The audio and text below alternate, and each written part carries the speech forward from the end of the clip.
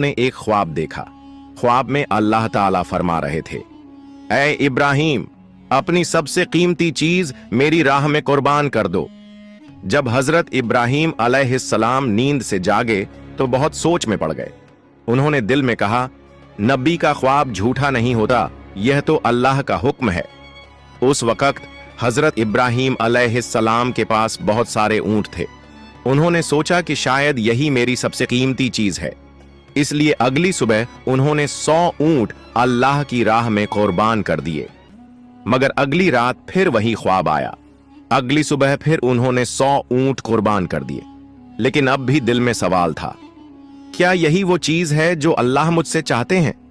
फिर एक रात जब वो फिर आराम फरमा रहे थे तो वही पाक पयाम फिर से आया, ऐ इब्राहिम, अल्लाह की राह में अपनी सबसे प्यारी और कीमती चीज की कुर्बानी दो। अगली सुबह हजरत इब्राहिम अलैहिस्सलाम सोच में पड़ गए।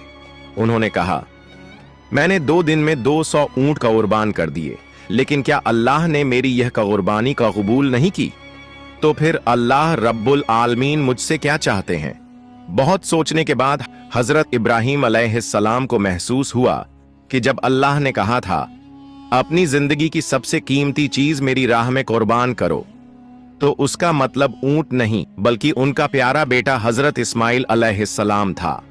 हजरत इब्राहिम अलैहिस्सलाम की उम्र 86 साल थी जब हजरत इस्माइल अलैहिस्सलाम उनके घर में पैदा हुए थे, और यह बेटा हजरत इब्राहिम अलैहिस्सलाम को बेहद प्यारा था, क्योंकि बढ़ती उम्र में उन्हें ये औलाद अल्लाह ताला की रहमत से नसीब हुई थी।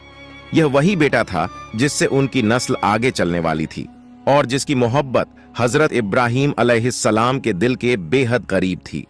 मगर जब अल्लाह रब्बुल आलमीन का हुक्म आया कि अपने प्यारे बेटे की कुर्बानी दो, तो हजरत इब्राहिम अलैहिस्सलाम ने दिल में मजबूत इरादा किया और कहा, अगर यही अल्लाह ताला का हुक्म है तो मैं पीछे नहीं हटूंगा।